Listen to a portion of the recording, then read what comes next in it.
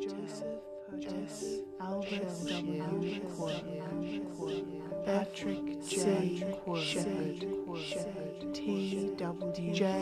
H. Shields, J. J. Radley, W. Shields, Albert L. W. Shotter, Ernest John Shue, W. R. Raimond, Walter Benzie, Albert A.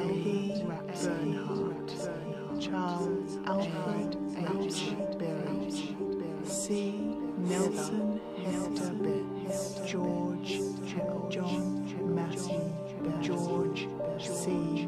Albert Edward by Huon, and W. John Dials. On a chilly autumn morning at 5:20 a.m. on the 11th of November 1918, 9 men met in a railway carriage in the forest of Compiègne and signed the armistice. The war to end all wars was over. At 11 a.m. that day, the sound of bugles echoed across the battle lines, blowing the call for a ceasefire. The war had claimed over 40 million military and civilian casualties. Over 9 million men were killed in combat, with another 23 million wounded. For many Australians, the aftermath of the Great War did not begin at the 11th hour on the 11th day of November 1918. It had begun much earlier. Captured in the Book of Remembrance are the names of men and women from the Albury region who served in the First World War. For some, their war ended before ever setting foot on a battlefield. Across Australia, men and women from the same family heard the call and enlisted. Their involvement in the Great War and their eventual fate would change forever the fabric of families. During the war, newspapers reported on mass family enlistments.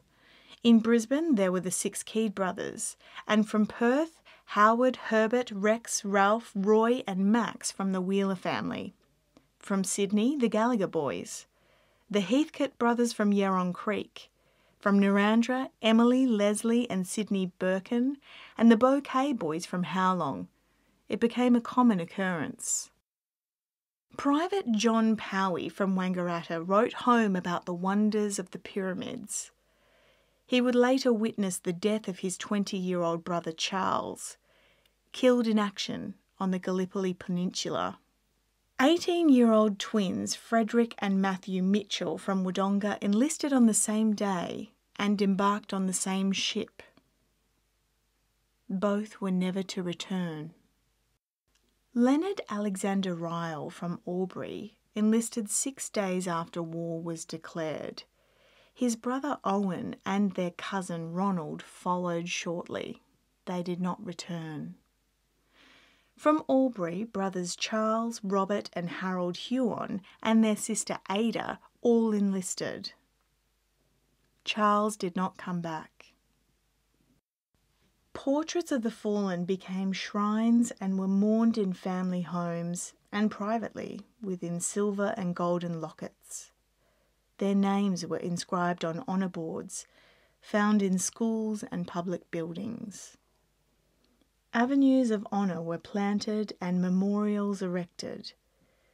The women nursed those with visible and invisible wounds. Some had little or no support from authorities. Marriages collapsed and families scattered. Some veterans were denied pensions while others roamed city streets and country roads, haunted and damaged by the memories of war, the scars of war. The aftermath seeped into the future.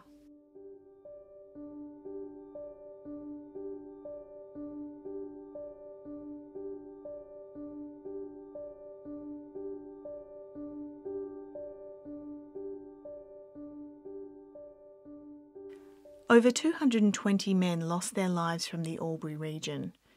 Many were buried on the battlefield where they fell and interred in mass graves.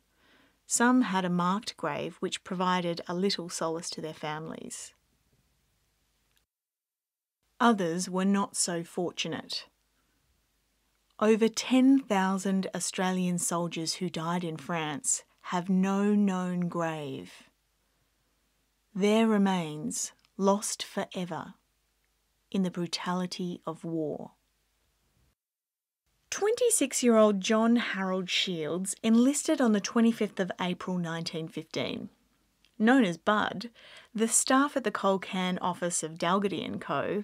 presented their branch manager with a gold-mounted pipe and tobacco pouch on the eve of his departure and hoped that he would come back soon. On the 5th of August 1916, Sergeant Bud Shields was reported missing in action. Later, he was described in the local paper as a keen and excellent footballer and a good all-round sport. 2 years later, a court of inquiry found that he had been killed in action from a shell blast. Amongst his personal effects sent back to his parents were a mouth organ, a shaving brush, and his pipe. In 1927, 11 years after his death, the Imperial War Graves Commission exhumes Shields' remains and reinterred them in Plot 10, Row M, Grave 3 of the Sierre Road Cemetery, number 2 in northern France. He was identified through his identity disc number 1087 and his cigarette case. As the Belgian and French landscape slowly recovered from the scars of war, the land over time began to surrender fragments of past battles. Skeletal remains and the personal effects belonging to the missing and nameless were gradually unearthed. Albert Archie Rapsay from Wodonga was nearly 24 when he enlisted in August 1915. He would name his father Thomas as his next of kin. Rapsay was killed in action during the Battle of Pozieres on Friday the 18th of August 1916. Over the 2-month Battle of Pozieres, the Australians suffered 23,000 casualties, and of these, 6,800 men were killed. Bert Rapsay's personal effects, just 4 handkerchiefs, were returned to his parents. His epitaph, written by his sister, said, "He sleeps not in his native land, but under foreign skies. Far from those who loved him, in a hero's grave he lies." In 1937, Army Base Records wrote to the father, Thomas Rapsay, regarding the exhumation of an unknown Australian soldier near the village of Pozieres. The only means of identification was a gold ring inscribed with the letters TR to AR. Base Records asked, was this ring given to a son from a father? Could this ring identify the remains of Albert Rapsay? The father never replied to the 1937 letter from Base Records, for he had died in 1922.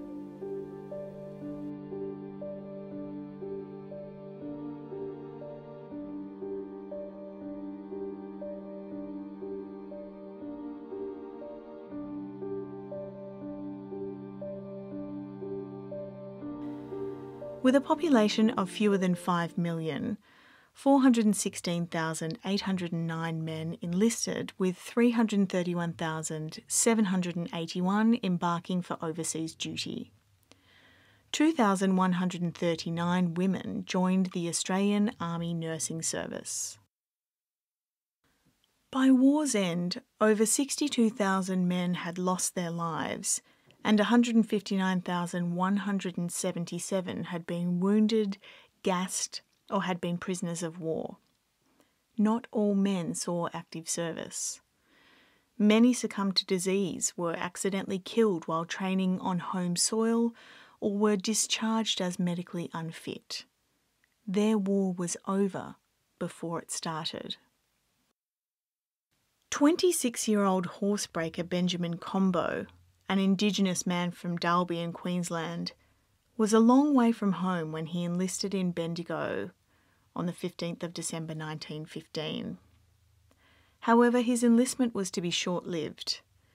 The commanding officer at Bendigo wrote to Victoria Barracks and asked, "He is very black for a half-caste. Is it correct to enlist him?"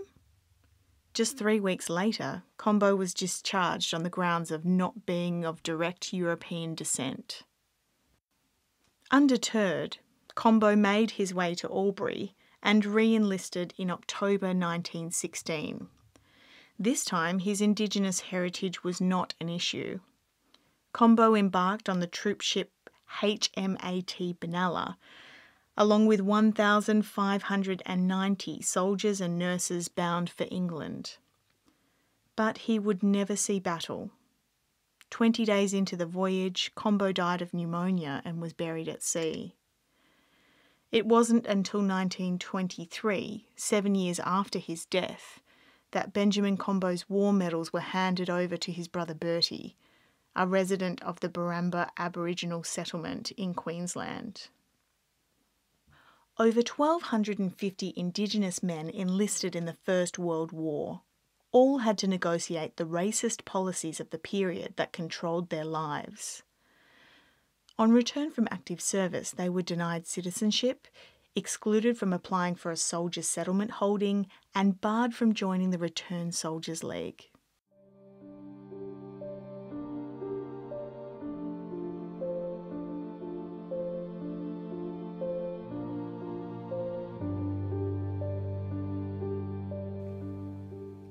The personal effects of deceased soldiers were returned to their families in Australia. Seemingly insignificant objects became a precious link to lives loved and lost.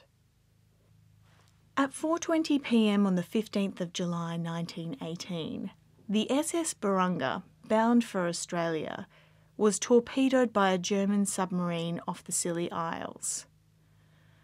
On board were 5,550 packages of personal effects destined for bereaved family members in Australia. All cargo was lost.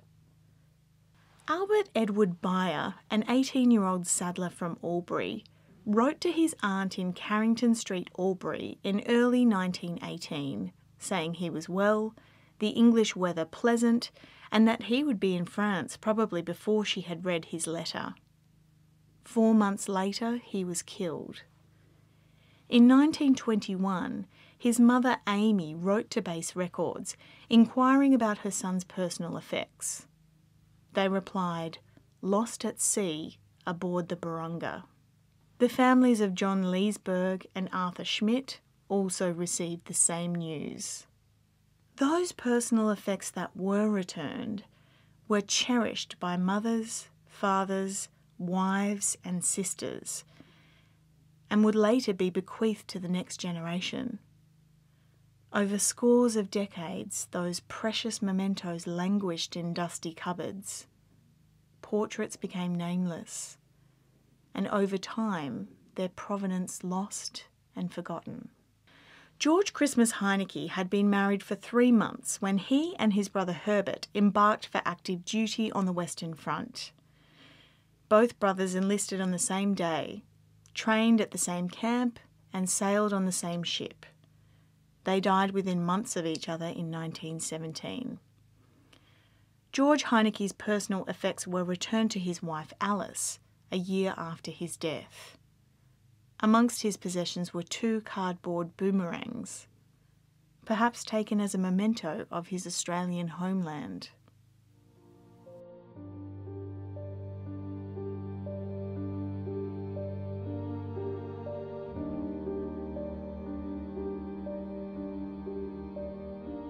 The medals of fallen soldiers end up in strange places.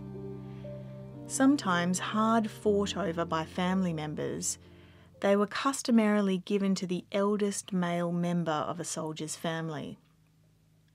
Over time, these custodians married, moved, divorced or died, and the once treasured heirlooms of the fallen were lost to the winds of time.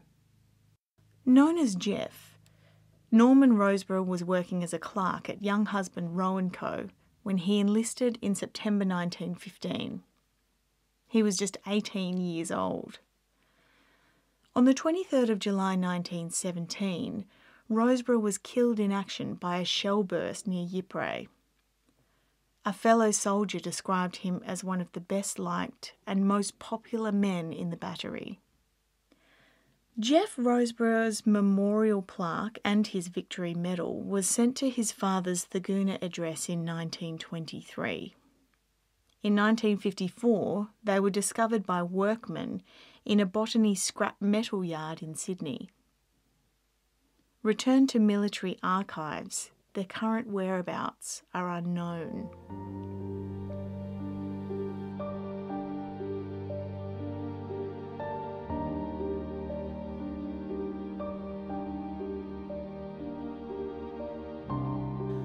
The war did not end at the 11th hour on November the 11th in 1918.